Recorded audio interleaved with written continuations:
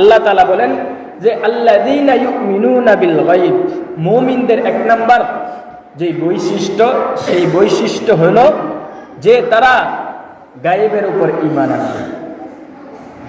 এবার আমাদেরকে জানতে হবে যে গায়েবের মালিক কে, গায়েব এটা কি? ইলমুল গায়ব এটা সাধারণভাবে সংক্ষিপ্তভাবে হলো যে অদৃশ্যের খবর রাখে। কোনো মানুষ কখনোই অদৃশ্যের খবর রাখতে পারে না, যত বড় মানুষই হোক, যত বড় ওলি আল্লাহ হোক, যত বড় পীর মুর্শিদই হোক। আল্লাহ তাআলা বইলা দিছেন যে আমি আল্লাহ ছাড়া কেউ গায়েবের খবর রাখতে পারে না। এখন আপনি যদি যত বড় পাগড়ি লাগাইয়া আমার মতো এত বড় জুব্বা লাগাইয়া বলেন যে আমার অমুক বাবা, তমুক পীর, তমুক মুর্শিদ এটা গায়েবের খবর রাখে, তাহলে নিঃসন্দেহে আপনি মেনে নেন যে আপনার ঈমান নেই। কারণ আল্লাহ তাআলা বলে দিয়েছেন যে আল্লাযীনা ইউমিনুনা বিল গায়ব, যারা গায়েবের উপর ঈমান আনবে তারা মুত্তাকি। আর এটা কে বলছে? কোরআনের কথা কার? আমার, আপনার, আমার উস্তাদের, কোন বড় আলেমের?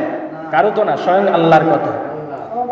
তাহলে আল্লাহ যদি বইলা দেন, আল্লাহ যেই জায়গার মধ্যে বলছে সেই জায়গার মধ্যে দুনিয়ার মধ্যে যত বড় মুখোশধারী আলেমই হোক না কেন, সে যতভাবেই ব্যাখ্যা করুক না কেন যে আমার অমুক পীর, আমার অমুক বাবা, আমার অমুক দরগার পীর সাহেব এলেমের খবর জানে, গায়েবের খবর জানে, নিশ্চিতভাবে আপনি বিশ্বাস করতে হবে, আপনি ভাইবা নিবেন যে ভণ্ড, সে ভণ্ড। কারণ স্যাম্পল হিসাবে আপনাদেরকে বলি, আপনার যুক্তি হলো যে আমার পীর সাহেব বা আমার মুর্শিদ বা আমার আলেমই হোক, বর্তমানে আলেমদের মধ্যেও তারা আলেম না, আপনারা ধোঁকা খাবেন না। যারা এইগুলা করতেছে, মানুষদের মধ্যে ফাটল ধরাইতেছে, তারা প্রকৃতপক্ষে আলেম না। আপনারা তো খোঁজখবর নেন না। প্রকৃতপক্ষে আলেম হইলে মানুষদের মধ্যে ফাটল ধরায় না।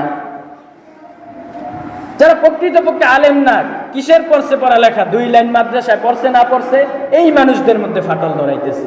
আরে ভাই, তুমি এটা ভাবো না, তুমি এটা বুঝো না যে আমার বাবা কি তাইলে ভুল করছেনি? আপনার বাপ, আপনার যুক্তি কি? আপনার বাবা আপনার তো কম বুঝে, এটাই তো, আপনি তো কম বুঝে না। তাহলে আপনার বাপে যদি 5 ওয়াক্ত নামাজ পড়া শান্তিতে থাকতে পারছে, তাহলে আপনি এটা বিশ্বাস হয় না কেন যে আমি 5 ওয়াক্ত নামাজ পড়া শান্তিতে থাকতে পারবো? আপনার বাপের কথা শুই না, পীর বাবার কথা শুই না আপনি নামাজ ছাইরা কোনাকুনি জান্নাতে যাইবেন গা। অত শুধু যদি ওইয়া থাকতো আর ওইতো, তাহলে আমরা জীবনে নামাজের কাছে হইলাম না। সুতরাং বুঝেন, আল্লাহ তাআলা প্রত্যেককে বুঝার মতো শক্তি দান করুক।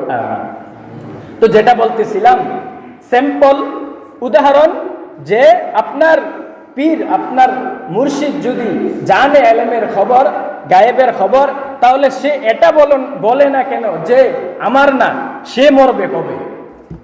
আমার প্রশ্ন, আমারটা তো আমি বলবো না। তো যারা বলে, তো তাদেরকে এই প্রশ্নটা করবেন, আচ্ছা আপনার বাবা যদি যে গায়েবের খবর জানে, অদৃশ্যের খবর জানে, তাহলে আপনার বাবাকে আমার পক্ষ থেকে এই প্রশ্নটা আপনি করবেন যে আপনি মরবেন কবে, এটা বইলা দেন আমার শেষ কিচ্ছা কথা।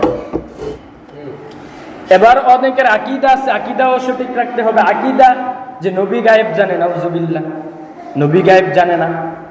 কারণ আল্লাহ তাআলা সূরা বাকারার সর্বপ্রথম আয়াতগুলোতে বইলা দিতেছেন যে মুমিনদের গুণ হলো তারা গায়েবের উপর বিশ্বাস রাখবে, আর গায়েবের ক্ষমতার মালিক হলো একমাত্র আল্লাহ তাআলা। তো আপনি কি বিশ্বাস করবেন না? আপনি তাহলে কিভাবে বিশ্বাস করবেন যে নবী গায়েব জানে? নবী যদি গায়েব জানে, নবী তো আল্লাহর পরে সর্বশ্রেষ্ঠ নবী, এতে কোনো সন্দেহ নাই। এতে যদি সন্দেহ আমি করি, তাহলে আমারও ঈমান থাকবে না, আপনি করলে আপনারও ঈমান থাকবে না।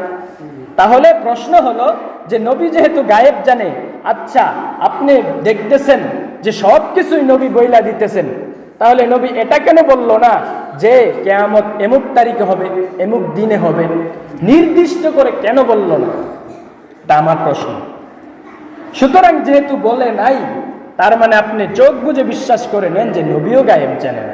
এবার বলবেন কিছু হাদিসে পড়লে বোঝা যায় যে নবী তো গায়েব জানেন না, সেটা আল্লাহ তাআলা জিবরাইল আলাইহিস সালাতু ওয়াস সালামের মাধ্যমে নবীকে জানায়া দেয়, এই জন্য নবী যায় না, সেটা বইলা দিছি, সেটাই, এছাড়া কোনো কিচ্ছু না।